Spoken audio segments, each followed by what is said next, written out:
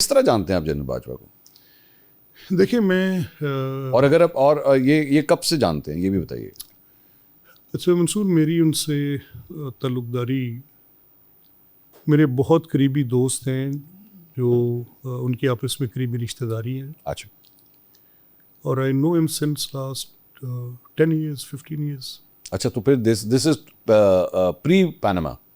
ये obviously pre Panama ना? Yeah, yeah. हाँ, तो वो उस वक्त तो मेरे ख्याल में वो क्या किस रैंक के ऊपर होंगे उस पर? I know him since corps commander Pindi, मैं तब से उनको जानता हूँ। Major general, lieutenant general, major general के टाइम, मेजर जनरल के टाइम से आप उनको जानते लेकिन उससे पहले भी मुझे पता था जब वो यहाँ ब्रिगेडियर बाजवा के जब यहाँ पोस्टेड थे। हैं? हाँ, तो वो मतलब तब से आप आई नो हिम, तो फिर वो द फैमिली।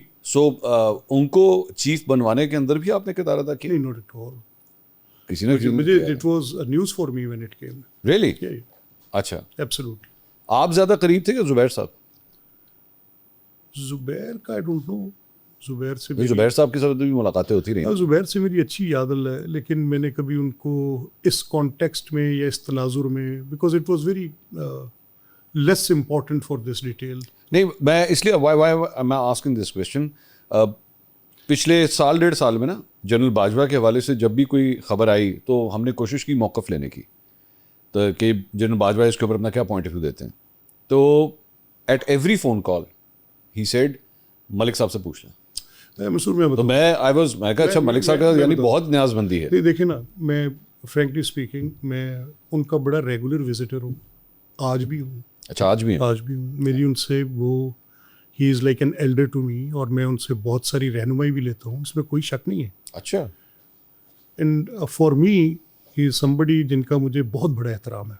अच्छा। अब मेरी उनकी पॉलिटिकल साइड पे जो बहस खुली हुई है, इस चीज़ से मैंने उनको बहुत अवॉइड करते देखा। अच्छा, अब अगर मैं आपसे आपके साथ गुफ्तगू करते हुए? देखिए, मेरा उनसे बड़ा, मैं उनसे बहुत फिलॉसफी बहुत डिस्कस करता था। जनरल बाजवा फिलॉसफी डिस्कस करते? Absolutely, he was the commander in chief, he master of so many details. He's knowledge तो बहुत a ferocious reader of books. अच्छा। He's a very well-read man. अच्छा। Yeah. अच्छा। And his arguments and his a reason for economy and his reason for security and his reason for different other things. वो एक बड़े, तो वो आपकी party जब इतनी मुश्किल में चल रही थी बैक इन 2017, 18, 19 का वो जो एरा था, तो यू नेवर आस्क्ड हिम कि सर कितने हाथ रखे हैं तुसी? नहीं, मैं कहता था, किनु सपोर्ट कर रहे? मैंने मंसूर ये बात कहने में तो I don't mince my words, and I am a very loud man. मैं अपनी बात छुपा नहीं सकता। You are not a loud man at all, you are a very soft spoken person. मैं पुरस करूँ loud in a sense that I speak my mind. Yes, ये है। मैंने 2 4 5 मौक़ों पे ये जनरल बाजवा से ज़रूर कहा, and frankly speaking I said it with all the reasons. मैंने कह दी हमारा ताल्लुक़ तो कोई नहीं है और ना ही हमें आपसे कोई ऐसी बात करनी चाहिए, लेकिन मेरा ये ख्याल है कि पाकिस्तान की इकॉनमी दुरुस्त समत में नहीं जा रही। ये उस वक्त चीफ थे? उस वक्त चीफ थे। अच्छा। तो उस पर उन्होंने पूछा क्यों भाई, बताएं। मैंने कहा देखें, आप स्टेबिलिटी परसू कर रहे हैं, ठीक, और किन हालात में कर रहे हैं जब शायद अब्बासी ग्रोथ को छोड़ के जा रहे हैं। ठीक है। अब as a student of politics और as a student of political economy for Pakistan, तो यकदम ग्रोथ से अगर आप स्टेबिलिटी की तरफ जाएंगे तो आपको बहुत बड़ा एक फिस्कल डिसिप्लिन इम्पोज करना पड़ेगा। ठीक। नतीजा क्या होगा? उसके नतीजे में आपकी फॉरेन डायरेक्ट इन्वेस्टमेंट्स, आपका CPEC, आपकी बाकी चीज़ें, सफ़र बैलेंस ऑफ पेमेंट्स, आप उस पर बहुत प्रोग्राम आप करते हैं, तो वो सारी सफ़र करेंगी। उसके साथ लगेगा ये कि you have to put the balance on the previous, और उसमें जो ग्रोथ को परसू कर रहे थे आपको विल पेंट करने पड़ेंगे। तो the politics will land into economic domain. ठीक। और इकोनॉमिक डोमेन में सियासत अच्छी नहीं होती, मेरा नुक्ता नज़र ये था। ठीक। मैं कह रहा था कि जो शहबाज साहब कह रहे हैं आज कि चार्टर ऑफ इकोनॉमी कर लें, देर बदेर, सूनर और लेटर, आज नहीं तो कल, 10 साल बाद, ज़ाया करने के बाद आपको चार्टर ऑफ इकोनॉमी करना पड़ेगा। अच्छा। आपको ये बात देखनी पड़ेगी कि जैसे आज इमरान खड़े होते हैं किसी भी पेडेस्टल पे, और इमरान कहते हैं कि Pakistan is into debt trap, ठीक, और वो कहते हैं कि इतने $1 बिलियन का ये डेट है। What was his reaction? वो कुछ बातों से इत्तेफाक करते थे, कुछ से नहीं। ये कौन सा साल है?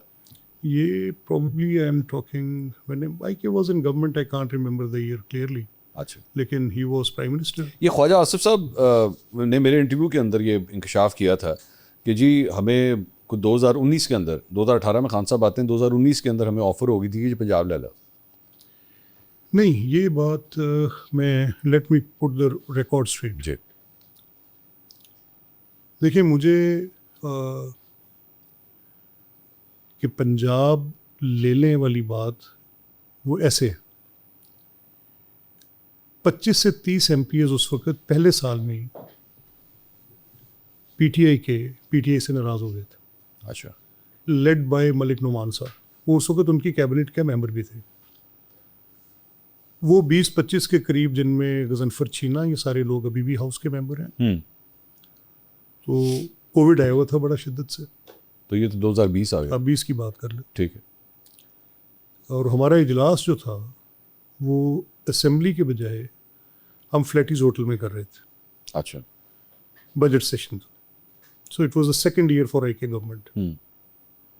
तो मेरे पास वो साहिबान आए, साइड पर उन्होंने मुझे किया और उन्होंने कहा कि अगर आप लोग विलिंग तो आप हमजा साहब से बात कर लें, हम इस गवर्नमेंट के साथ एक दिन भी नहीं चल सकते। ठीक। And I said how many are you, कितने लोग हैं? तो उन्होंने कहा रात को मिल लेते हैं। सो आई हैड दैट मीटिंग। नहीं, ये अलग वाक़या है।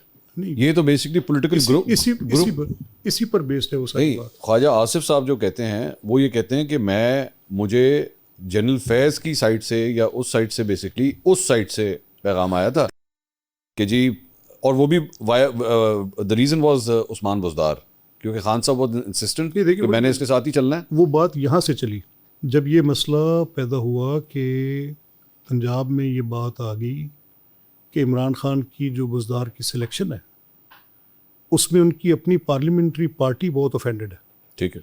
जिसमें कुछ MNAs भी लेटर ऑन, राजा रियाज वगैरह भी शामिल हो गए, लेकिन बेसिक फॉर्मेशन 20 से 30 लोगों के दरमियान थी, जो कि सेकंड बजट, जो कि फ्लैटीज होटल में बजट सेशन हुआ, और उसमें 3-4 उनके जो लीडर्स थे वो मुझे मिले, and I had that word with Shahbaz साहब। मैंने उनको बताया, ठीक, और मैंने उनको बताया कि उसकी पार्टी में सारा हंकी डोरी नहीं है, देयर आर प्रॉब्लम्स,